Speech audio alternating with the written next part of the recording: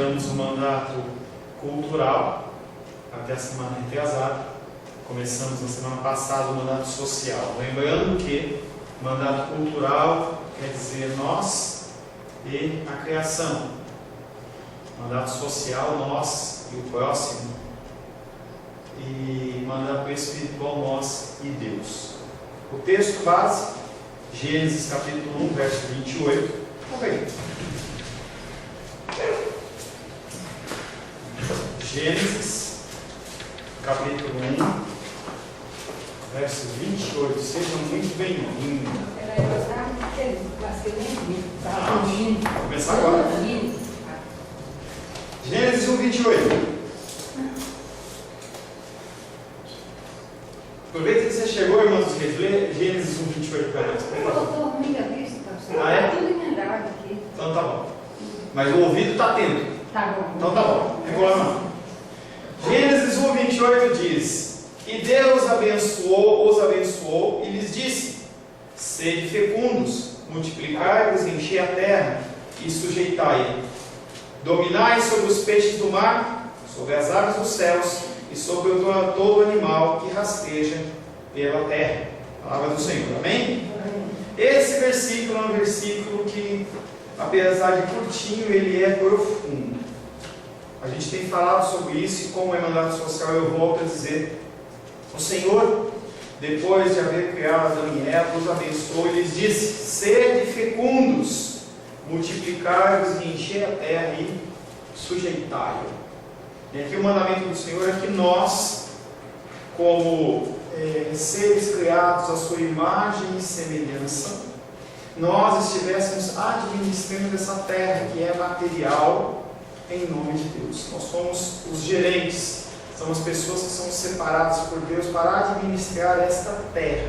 E o Senhor fala para nós sujeitarmos a terra, sujeitarmos os animais, os peixes do mar, as aves do céu, os animais domésticos, sobre toda a terra e sobre todos os répteis que rastejam pela terra. Então a terra, ela fica sob o nosso domínio. Gênesis 1, 28. Mas em nenhum momento o Senhor fala que a gente tem que sujeitar o próximo. Em nenhum momento. Isso do homem dominar sobre outro homem, isso é uma coisa da nossa natureza carnal, não é uma coisa que vem como mandamento de Deus. Quando você olha, você vai seguindo a criação, você vê que isso de propriedade civil, de colocar cerca, de construir cidade, de ficar esse tipo de coisa, Torre de Babel, ela vai aparecer bem mais para frente, lá com Nimrod, quando ele começa a organizar de maneira civil, digamos assim, a sociedade, dentro daquela população que morava naquela região dele lá, e ele começa a falar: essa terra é minha, aquela terra é sua, para você ter essa terra você tem que pagar um dinheiro, proteção, uma série de nuances, de coisas para você dominar o outro. Mas Deus nunca ele mandou que dominasse o outro. É interessante porque ele fala que a terra é dele. Como é que você pode vender algo que não é seu? Os grileiros fazem isso aqui. Eles tomam posse de uma terra e aí eles vendem para outros uma coisa que não é deles. É isso que nós fazemos. E o Senhor fala que nós não somos chamados a sujeitar as pessoas, e sim sujeitar a terra. Semana passada nós falamos rapidamente sobre isso, tá? E entenda que nós vivemos numa sociedade. Uma sociedade que ela é composta de diferentes credos religiosos, políticos, etnias, toda sorte de espécie. E quer queira, quer não, você tem que respeitar isso. Você tem que viver de uma maneira pacífica, entendeu? Desde que a coisa não invada a sua crença, as coisas que a palavra de Deus nos comanda, você tem que viver de maneira pacífica. E nós temos que não ficar levantando bandeiras de guerra contra candomblé, contra budismo, com uma série de coisas que os extremistas religiosos eles tendem a fazer isso achando que Deus está no jogado. Não está.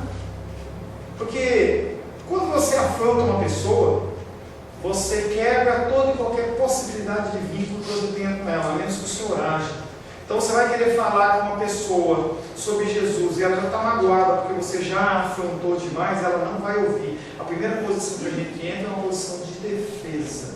Isso acontece na sociedade todo tempo, em todo lugar. Nós temos que saber como nos relacionarmos. Mandato social tem a ver com isso. E mandato social não tem a ver com nós nos relacionarmos com cristãos, e sim com o próximo, com as pessoas que estão à nossa volta.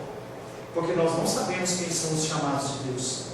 Nós não sabemos quem são os chamados. Ninguém está com um X na testa, em que você possa fazer um gueto, um nicho, em que você se reúne num lugar. Não, agora só aqui só tem crente, porque tem um X na testa. Não tem. Nosso testemunho, nosso proceder ganha vidas. Leva, nós somos instrumentos do Senhor aqui na terra. Para que nós possamos entender o bem e o princípio desse mandato, nós precisamos saber quem é o nosso próximo. E nós vamos estar falando biblicamente a respeito disso. Falamos também na semana passada que quando nós estudamos na escola os pronomes pessoais, o primeiro pronome que nós aprendemos é o eu. Depois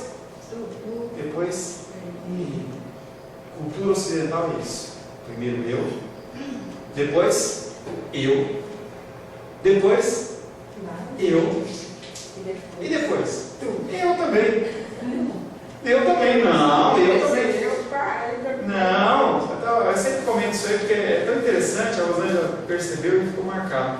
A moça lá do programa na Globo lá falou assim: eu não quero o seu mal, eu quero o meu bem. Então a pessoa está sempre procurando o dela. Mas na cultura oriental não é assim. A Bíblia ela foi escrita dentro dos princípios orientais e não ocidentais. Os princípios orientais dizem: ele, tu e depois eu. A Bíblia foi escrita assim. Por isso que quando Jesus Cristo fala amar ao próximo como a ti mesmo, o povo entendeu. Pode não aceitar, mas entendeu. Porque a cultura deles é uma cultura que pensa primeiro no próximo e não em mim, na minha satisfação. Os ensinamentos de Cristo, nós vamos ver alguns textos bíblicos. Você vê que sempre você tem que visar o próximo, não você. Jesus Cristo, ele é o exemplo maior, em que ele fala assim: gente, vocês não estão entendendo? Eu vou mostrar para vocês, eu não vou só falar, porque não adianta. Eu não vou explicar porque não adianta, mas eu vou mostrar. Ele vai lá e morre na cruz por mim e por você, sem ter nenhum pecado. Isso é o exemplo máximo de doação para o próximo. Tá? Cultura oriental, ela fala que é ele, tu e eu. Dentro da cultura ocidental, nós temos os princípios das necessidades. Tem uma pessoa que fala assim, que o nome dele acho que é Eduardo, não sei, mas o sobrenome dele é Maslow, em que ele fala das necessidades do ser humano. Primeiro nós temos as necessidades fisiológicas, depois a necessidade de segurança, social, estima, e depois a realização pessoal.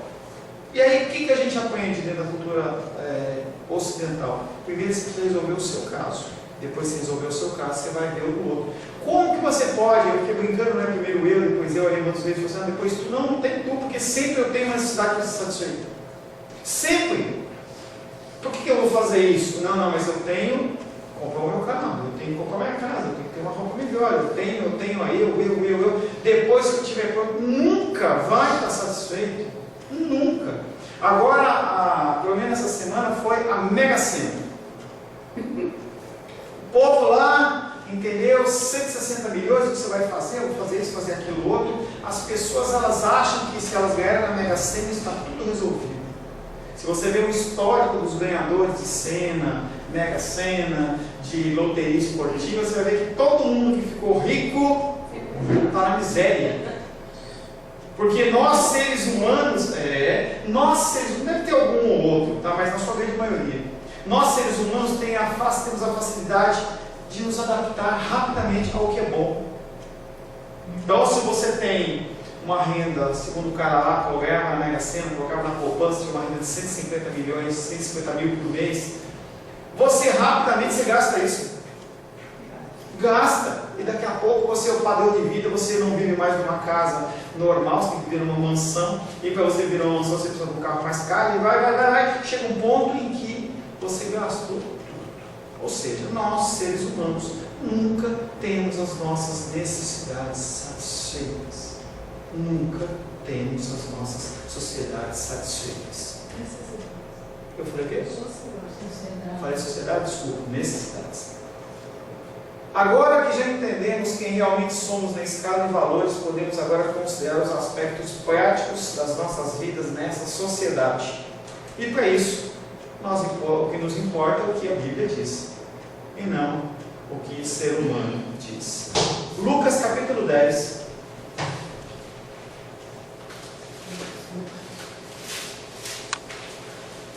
Lucas capítulo 10. Isso me lembrou do avião, vai amassar primeiro você, depois a criança. Nesse caso, aí é o princípio médico, que se você for colocar na criança, pode ser que você desfaleça e você não consiga fazer da criança, mas a ideia é isso aí. Lucas 10, versos 29 a 37. Eu vou ler. Lucas 10, de 29 a 37. Assim diz a palavra de Deus.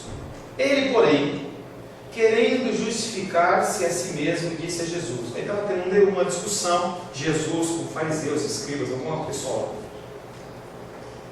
Disse a Jesus: e quem é o meu próximo? Desde aquela época as pessoas já tinham dúvida de quem era o próximo. E quem é o meu próximo? Como Jesus já tinha falado, já tinha explicado, então ele vai contar uma historinha para eles, que nem faz com criança para ver se ele entende. E respondendo Jesus disse: descia um homem de Jerusalém para Jericó e caiu nas mãos dos salteadores, os quais o despojaram e espancando-o se retiraram, deixando-o meio morto. E ocasionalmente descia pelo mesmo caminho certo sacerdote, e vendo, passou de largo, passou do lado, não chegou perto dele não. E de igual modo também um levita, chegando àquele lugar e vendo, passou de largo. Mas um samaritano que ia de viagem chegou ao pé dele e vendo, moveu-se de íntima compaixão. E aproximando-se, atou-lhe as feridas, deitando-lhes azeite e vinho, e pondo-o sobre o seu animal, levou-o para uma estalagem e cuidou dele. E partindo no outro dia, tirou 2 dinheiros e deu-os ao hospedeiro e disse: cuida dele, e tudo que te mais gastares eu te pagarei quando voltar. Qual, pois, desses 3 te parece que foi o próximo daquele que caiu nas mãos dos salteadores? E ele disse: o que usou de misericórdia para com ele.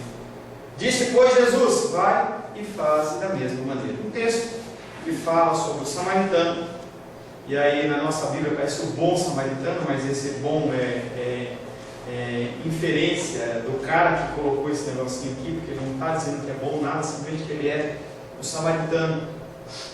Quando olhamos para essa parábola, muitas coisas saltam aos olhos sobre a forma como Jesus aborda essa questão de quem é o próximo.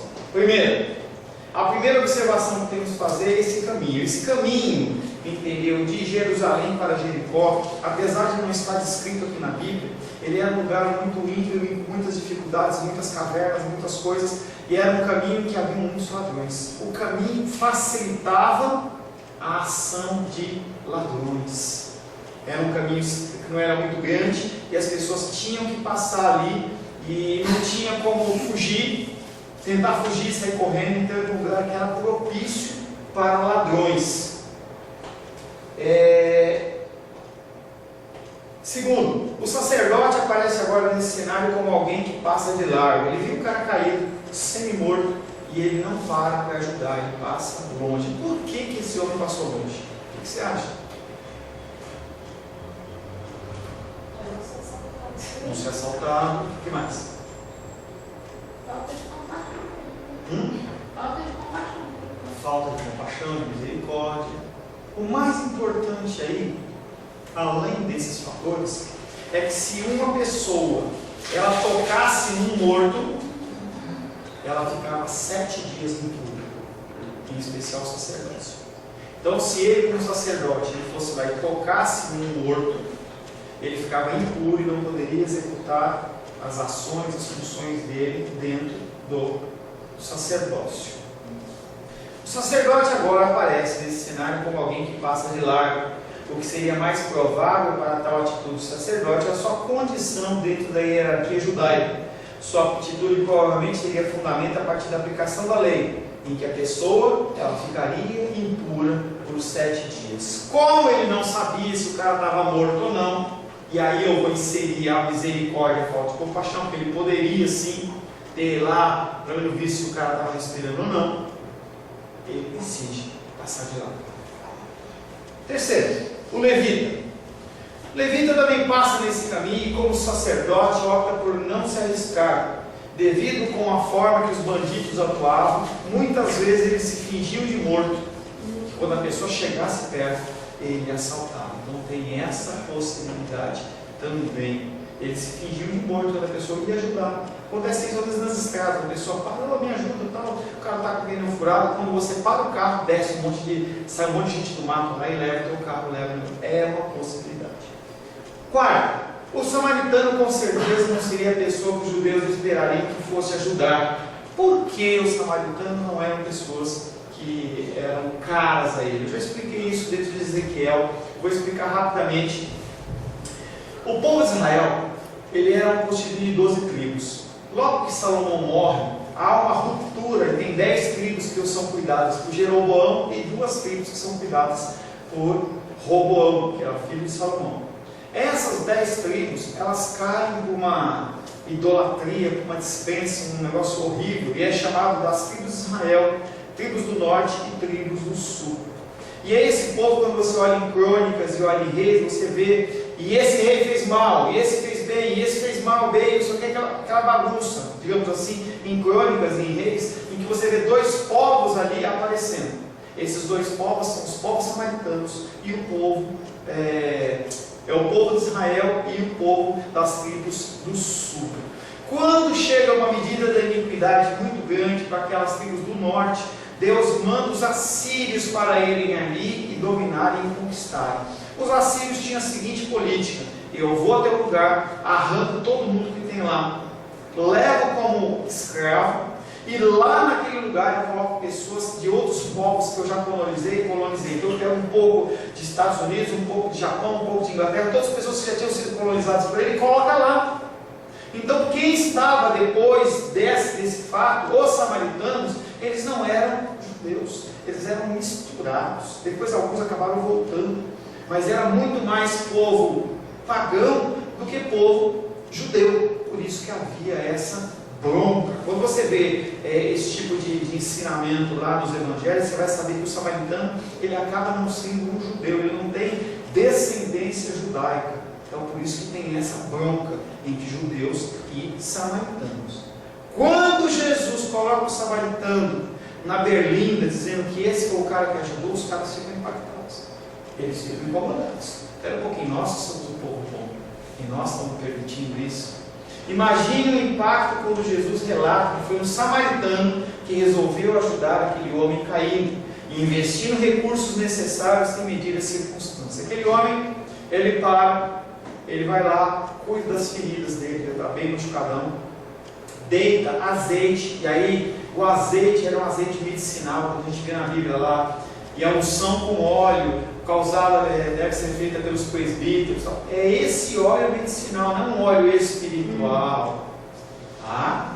Esse azeite, você vê que ele deita azeite e deita vinho. Era um medicamento que tinha naquela época. As formas que eles tinham era essa. O álcool, provavelmente o vinho que ele derrama seria no sentido de usar o álcool como um desinfetante, alguma coisa desse tipo. Não sei. Eu sei que ele teve que fazer alguma coisa ali para poder transportar o homem. Leva o homem para uma estalagem. Ele para de andar no cavalo, no que era lá que ele estava andando, ele vai a pé, cuidando daquele homem, que chega até uma estalagem, um homem que ele não conhecia, lá ele cuida daquele homem, e aí ele tem que sair por algum motivo, ele tem que dar 2 dinheiros, ou 2 denários. A dinheiro de hoje, quanto ganha uma faxineira? 110, 120, 150, 200, ele deu por volta de R$400, um homem que ele não conhecia. Ele falou, cuide desse homem, porque quando eu voltar, se você gastar mais alguma coisa, pode achar que eu pago. Essa é a figura do próximo. Os princípios estabelecidos por Cristo revelam pelo menos 3 atitudes que nós devemos ter para com o nosso próximo. Primeiro, nos libertar da religiosidade, do legalismo religioso. Eu sou cristão e eu não me misturo. Eu não posso fazer nada. Eu não posso ajudar ninguém. Eu não posso fazer coisa nenhuma. Se não for ali para os domésticos da fé, eu não faço nada. E a gente muitas vezes se posiciona desse jeito. Eu não estou dizendo para você que você tem que ajudar organizações que são não cristãs. Não é isso que eu estou falando. Eu estou falando para você que às vezes a gente fica tão assim com o pé atrás. Eu não faço, eu não posso, eu não quero, porque só religiosidade. Que foi o que o primeiro sacerdote fez. Ele teve um ato religioso. Eu tenho falado bastante para vocês entre o cristianismo e a misericórdia. A misericórdia é algo que é uma demonstração extrema de amor. E algumas vezes você tem que sim abrir mão de preceitos legais para você executar a misericórdia. Então, às vezes, algum de vocês fala assim, poxa, gente, eu fico insistindo, vindo no dominical e tal. Eu não posso ir porque eu vou cuidar de uma pessoa que me ligou e está doente. Isso é um princípio de misericórdia. Então as pessoas elas têm que sair desse contexto religioso e começar a viver uma vida de misericórdia, que foi o que o nosso Senhor Jesus Cristo nos ensinou. Devemos nos libertar do nosso legalismo religioso para justificar nossas ações pecaminosas diante do nosso próximo. Eu não vou fazer tal coisa porque não é coisa de cristão. Isso é uma justificativa quase que religiosa, se não é pautada dentro da Bíblia. Pois foi essa a atitude tomada pelo sacerdote que, por causa da lei, optou em deixar para trás o seu próximo. Eu tenho que fazer o meu trabalho no templo. Se eu tocar isso a mim, eu não vou fazer. Quem vai fazer? Alguém vai. Alguém vai. Uma vez eu falava, não sei se aqui na igreja, em algum lugar que está dando aula, se em algum momento eu estiver vindo para a igreja e algum de vocês, ou algum conhecido, ligar para mim e falar assim, olha, teve um acidente, estou precisando de uma coisa urgente aqui, eu preciso da sua ajuda aqui.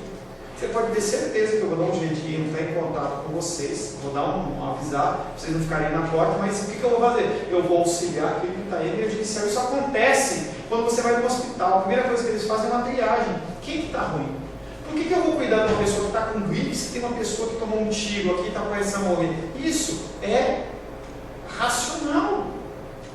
Então a gente tem que começar a pensar dessa maneira, usando o nosso racional. O Senhor nos pede que a gente faça assim. Mesmo que esse sacerdote ficasse impuro, depois de 7 dias ele retornar a fazer. Mas aquela vida, ela é importante, ela poderia ter sido cuidada. Ele não sabia se ele era judeu ou se não era.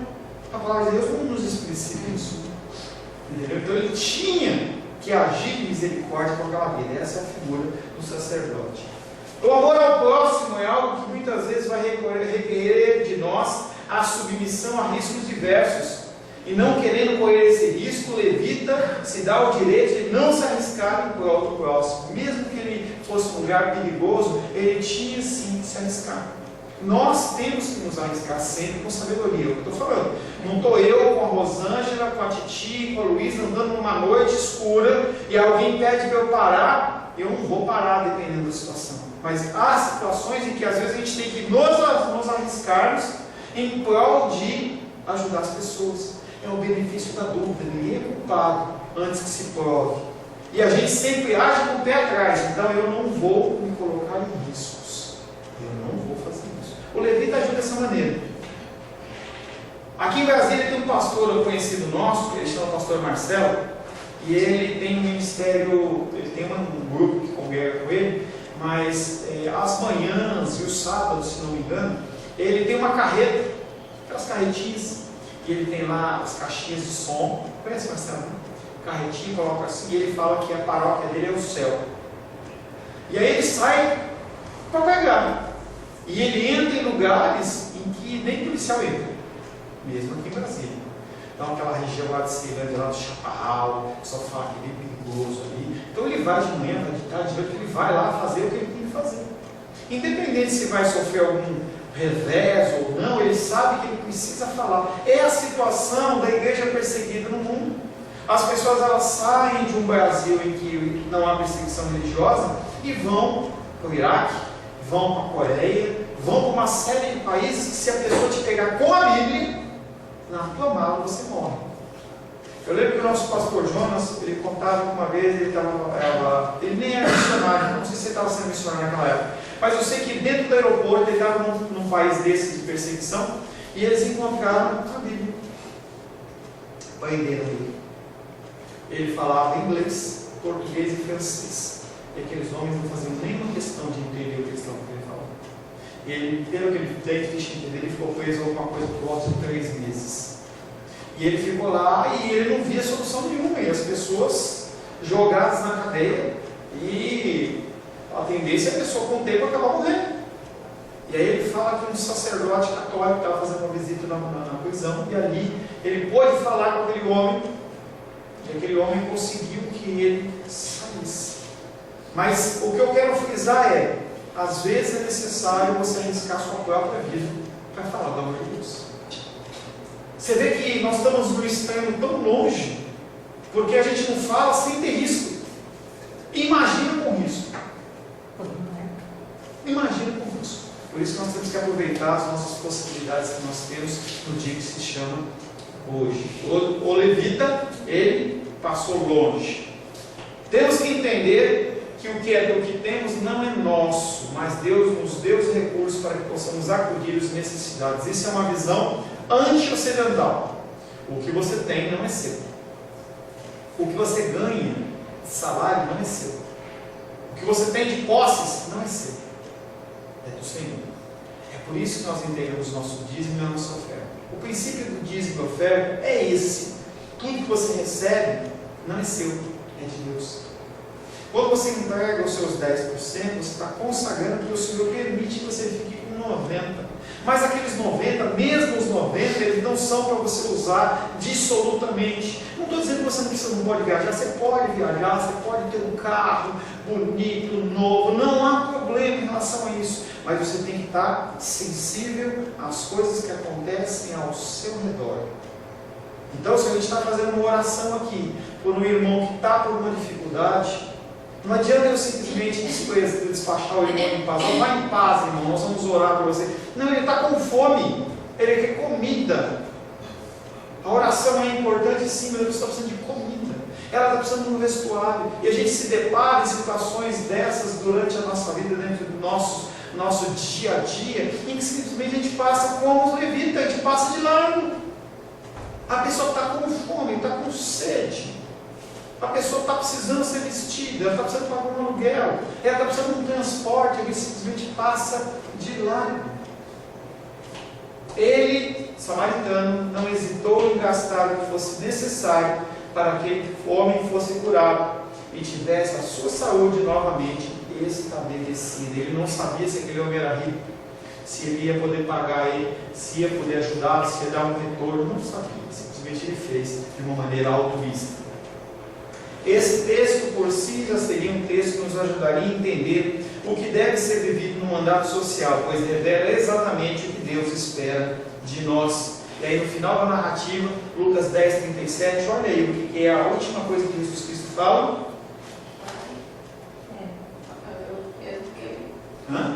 É para agir conforme o samaritano. Vai e faz da mesma maneira. É por isso que ouvir as coisas de Deus não traz conflito, nos traz confusão, porque a gente é criado, nós estamos aqui no América, talvez a mais novinha seja a Jenny, entendeu? Nós estamos aqui numa faixa etária de mais de 30, gostou, né? Mais de 30. A gente passa 30 anos ouvindo para agir de uma maneira, e aí a palavra de Deus tem que falar assim, não, está errado, você tem que mudar o seu jeito de ser. Pastor, eu vou ficar lá, não tem que. Eu acho essas aulas tão importantes, mas tão importantes, que às vezes a gente está numa escola dominical e a pessoa está ensinando a palavra de Deus. Mas é uma coisa assim, que é a palavra de Deus, nunca é batida. Mas é uma coisa tão comum que não te acrescenta quase mais nada. E quando que você pega uma palavra dessa e vai olhar para você como ser humano e vai botar isso em prática? Mas esse é o objetivo. A palavra de Deus tem esse objetivo. Simplesmente você olhar como se estivesse olhando para um espelho. Sem essa função, fica em casa dormindo. Tu aprende aquilo tudo de ali, mas porque a palavra de Deus ela tem esse objetivo, mostrar o que é o certo e o que você faz. Só isso. A palavra de Deus ela é simples. Ela simplesmente fala o que nós temos que fazer, o que acontece entre a luta das pessoas. As pessoas não querem fazer. Você acha que eu querer abrir mão do meu conforto, das minhas coisas, para ajudar a Jenny que está se desempregada? Por que ó, se vira, e eu me esforcei, eu falo como sobre isso, eu me esforcei, eu estudei, trabalhei, e aí eu tenho direito a mudar de mão beijada? Aí tem aquela frase, né? Nós temos que ensinar a pescar, e não a dar o peixe. Tem que ensinar a pescar sim, mas também tem que dar o peixe, deixa o cara morrer de fome. Fala aí. Quando eu era mais jovem, eu fiz um curso de relações humanas na empresa que eu trabalhava. E eu vou dizer uma coisa para o senhor, aquele curso me serviu todo o tempo que eu trabalhei. Durante meus anos de trabalho, aquilo fazia muito efeito em mim. Toda vez que eu tinha que tomar uma decisão, eu me lembrava daqueles ensinamentos. Agora já passou, não é mais. Mas é o caso da gente aqui agora. Nós estamos aprendendo uma coisa para carregar para as nossas vidas. Enquanto estiver vivo, vamos nos lembrar disso. Aplicar na sua vida e passar para frente. É. Aplicar na sua vida e passar para frente. Mais um texto. Mateus capítulo 5, versos 38 a 42. Uma pequena parcela do Sermão do Monte.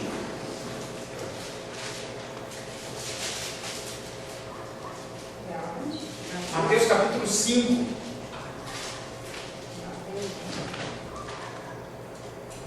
Entenda que o Sermão do Monte é o capítulo 5, 6 e 7, tá? Não é só o 5 não. Mateus capítulo 5, versos 38 a 42. Assim diz a palavra de Deus. Agora vai pegar pesado, hein? Ouvistes que foi dito, olho por olho e dente por dente. Eu, porém, vos digo que não resistais ao perverso. Mas se qualquer te bater na face direita, oferece-lhe também a outra. Olha o princípio aí no próximo na tua frente. E ao que quiser pleitear contigo e tirar-te a túnica, larga-lhe também a capa. E se qualquer te obrigar a caminhar 1 milha, vai com ele 2. Dá a quem te pedir, e não te desvies daquele que quiser que lhe emprestes. Entendendo que o empréstimo não é um empréstimo com juros, e o empréstimo não é um empréstimo que você vai receber em troca. Quando você empresta algo a alguém, você empresta como se você estivesse dando. Primeiro, olho por olho e dente por dente. Jesus Cristo trata de um princípio muito forte para os judeus no que diz respeito à forma de julgar os casos de afronta um com o outro.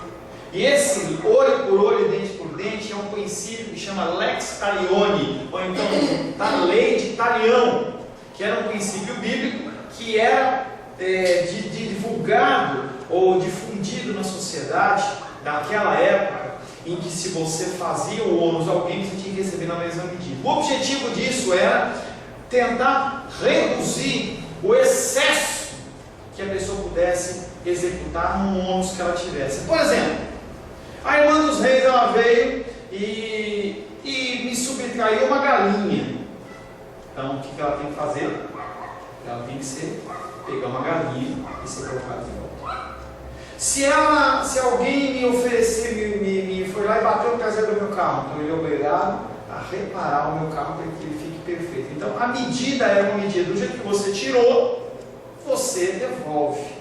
Para evitar que as pessoas comecem a se exceder, falar assim, não, você fez isso comigo, mas eu vou fazer isso, vou fazer mais outra coisa.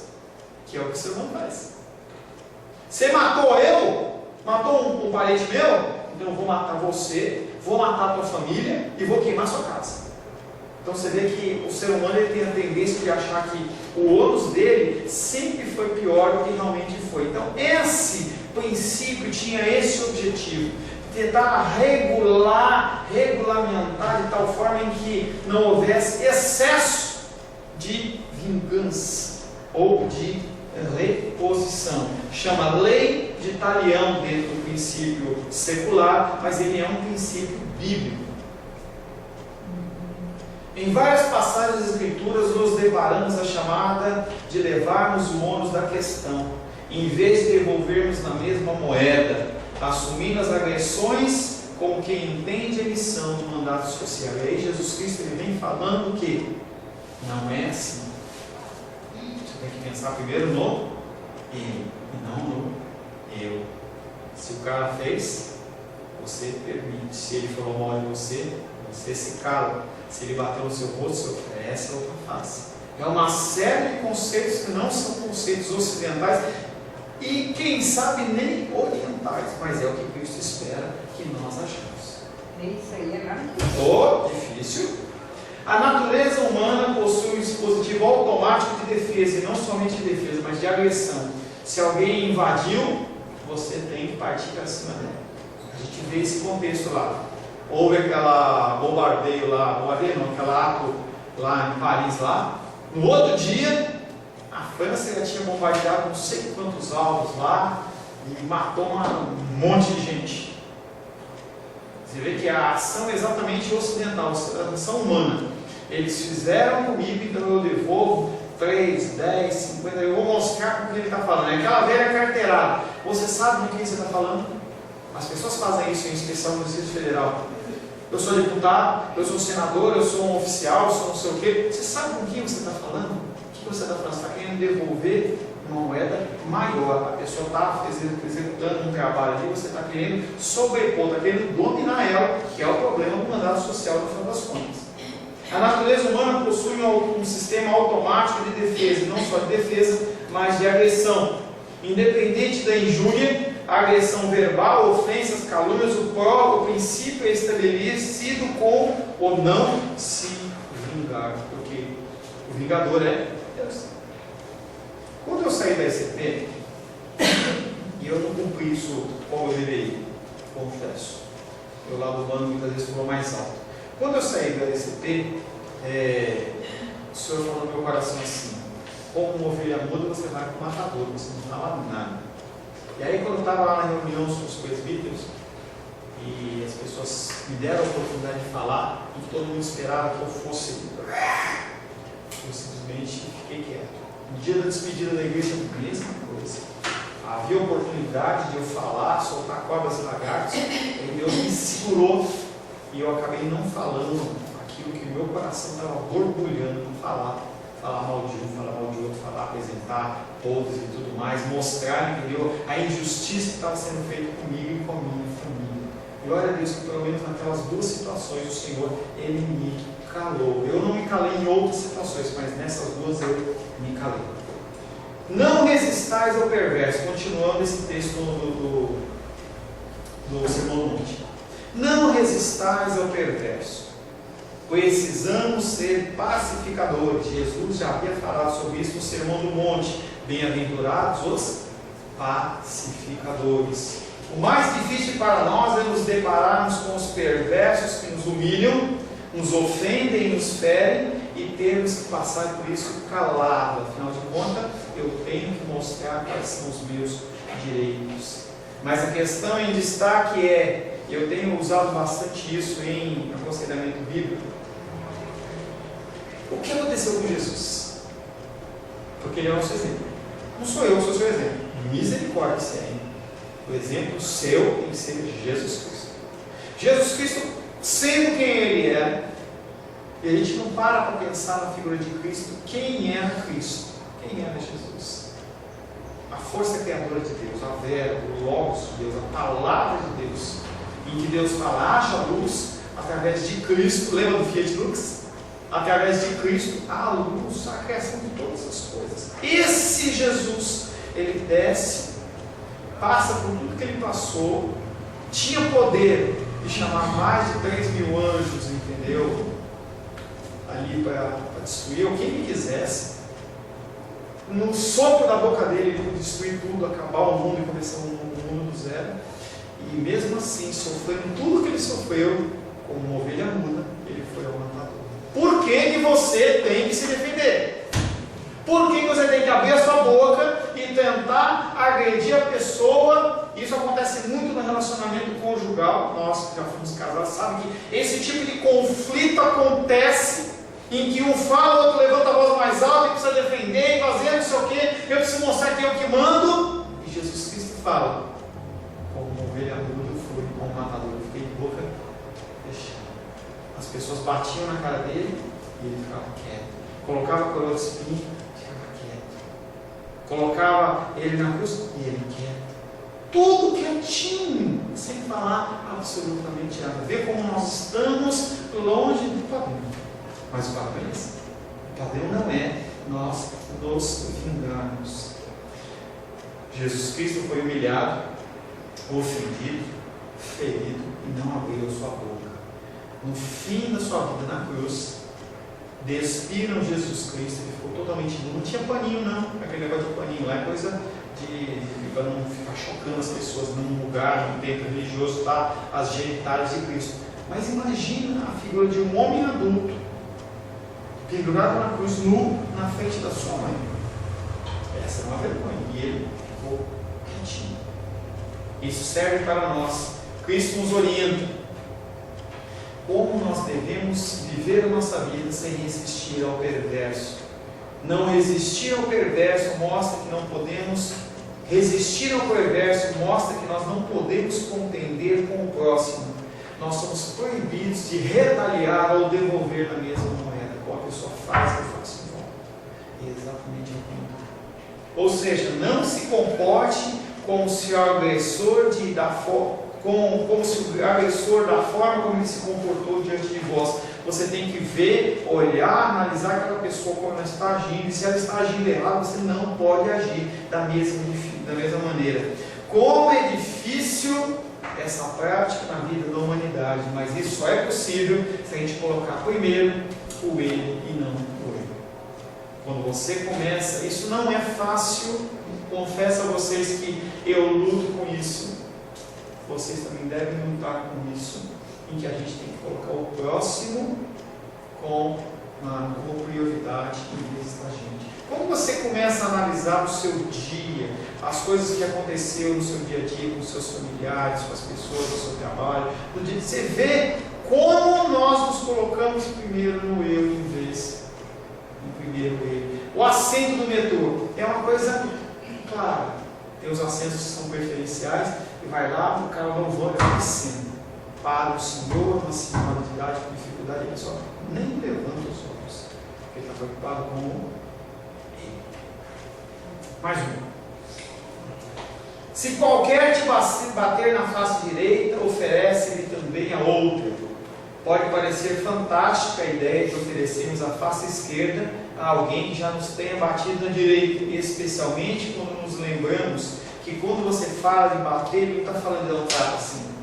Ele está falando de dar um tapa com a mão, o verso da mão. Um tapa assim. Esse tipo de tapa com o verso, o dorso da mão, isso não está explícito no texto que nós estamos lendo, mas ele é implícito dentro da cultura judaica. Quando você bate com o verso da mão, você está insultando a pessoa. O teu objetivo ali não é machucar a pessoa, é insultar. É aquela figura do homem com aquela luvinha que ele tira e ele faz o quê? Você vê que ele bate no rosto da pessoa insultando. Esse é o cerne que Jesus está falando. Quando a pessoa não só bater na sua face, mas estiver te insultando, você fala assim: bateu aqui, bate aqui. Quando observamos a forma como Jesus viveu o seu ministério, Jesus revela exatamente o mostrar a outra face. Veja a declaração de Isaías: as minhas costas ofereci aos que me feriam, e a minha face aos que arrancavam os cabelos. Não escondi a minha face dos que me afrontavam e me cuspiam. Quando você vê a paixão de Cristo, você tem que entender que Jesus Cristo, ele não foi na marra. Ele se ofereceu como sacrifício. Ninguém tira a sua vida, ele mesmo a dá. Ele permitiu que fosse crucificado, ele permitiu que fosse chicoteado. Tudo que aconteceu, ele se ofereceu, porque ele tinha poder para sair daquela situação. A gente não para pensar nisso. Ele tinha poder para sair daquela situação em qualquer momento. Ele estava se oferecendo, não era simplesmente que ele estava sofrendo de maneira passiva. Você vê que a graça, ela excede, porque ele não estava ali de maneira passiva, ele estava de maneira ativa. Eu vou para a crucificação, eu vou para ser chicoteado, eu vou passar por todas essas coisas. Ele foi e se ofereceu, tanto que no monte do Getsemane, volto a falar para vocês que não é Getsemane, porque é uma palavra grega, Getsemane, quando ele estava descendo o Getsemane, que ele encontra, eles olham e falam assim: então atrás de Jesus Nazaré, e ele passa na frente e fala assim: eu sou. E se ele ficasse quieto? E se ele fosse para trás? Estava escuro, gente, não tem iluminação de poste.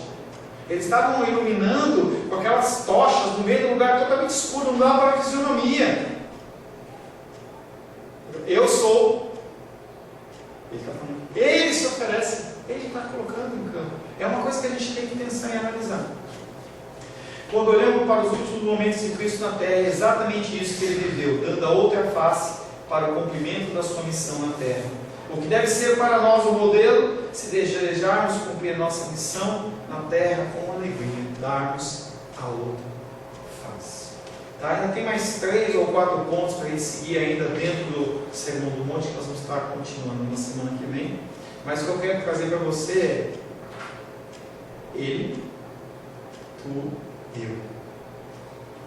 Olhe as situações que você passar de agora para frente, colocando-se sempre na prioridade, que nós vamos estar falando na semana que vem sobre o mandamento de Cristo, amar ao próximo como a ti mesmo. Pense nisso. O que você tem que fazer? Eu achei tão bonitinho, a Rosália vai vir trazer o bolinho para a gente comer, e aí ela falou assim: poxa, a pessoa está com fome, eu vou dar torta salgada. Aí depois, eu vou dar doce também, ele está com fome, eu tenho que comer. Isso é pensar no coração. São ações que Deus requer da gente. Não é que você ir lá, agora eu vou sair, vou vender meu carro, vou dar todo o dinheiro. Não é isso que Deus está. Ele está querendo que você comece com coisas pequenas, com coisas simples. Como você ligar para alguém, ver como é que ele está, fazer uma visita. São coisas simples que a gente tem a possibilidade de fazer. Ajudar as pessoas que estão à nossa volta. Amém? Glória a Deus. A paz seja convosco. Meu nome é Paulo César. Eu sou pastor da Igreja Cristã Semente de Vida, aqui em Brasília, Distrito Federal. Me alegro que a palavra tenha te alcançado. A palavra faz isso. Ela alcança as pessoas aonde quer que elas estejam. E você foi agraciado com esta palavra. Não que eu tenha nada especial a te dizer. A palavra ela é suficiente e ela usa quem ela quer. E eu me alegro por ter sido um canal para poder te abençoar. Mas eu quero te dizer que não basta você ser um ouvinte, não basta ser uma pessoa que se alegra quando você ouve a palavra de Deus. A vida ela é feita de decisões. Se você está ouvindo essa palavra hoje, eu creio que o Espírito Santo tem um propósito especial com você. Muito mais do que prosperidade, muito mais do que uma cura física, uma cura emocional ou espiritual, Ele quer te alcançar para a vida eterna. Nós investimos nosso tempo, nós investimos as nossas forças em coisas terrenas, mas o Senhor ele tem muito mais a oferecer. Ele tem sim para você a cura, Ele tem sim para você a prosperidade, mas Ele tem muito mais que isso. Submeta-se a um Deus que Ele é capaz de mudar e transformar a sua vida por completo. Creio que o Espírito Santo ele é capaz de tocar o teu coração. Quero pedir que você curve a sua cabeça. Senhor, em nome de Jesus, coloco na tua presença essa vida que ouve esta ministração, que ouve esta palavra. Pai, eu não tenho capacitação nenhuma, mas o teu Espírito ele é capaz sim de tocar nesta vida, gerar nela mudança, transformação, arrependimento, e que ela possa simplesmente bater no peito, convencendo-se que é pecadora e que precisa de um Deus salvador. Não há um caminho a ti, meu Deus, que não seja através de Cristo. E eu lhe peço, Pai querido, que você alcance essa vida e ele possa sim tomar uma decisão pessoal pelo Senhor, em nome de Jesus. Amém. Amém, meu querido. Amém, minha querida. Fico contente que você esteja ouvindo essa ministração até o fim. E peço que você não se limite a ouvir os cultos pela internet. Você procure perto da sua casa uma igreja, um lugar que proclame a palavra do Senhor. Eu oro para que o Espírito Santo te direcione nessa busca, porque muita coisa tem sido oferecida que não é o Evangelho. Eu abençoo a sua vida em nome de Jesus. Amém.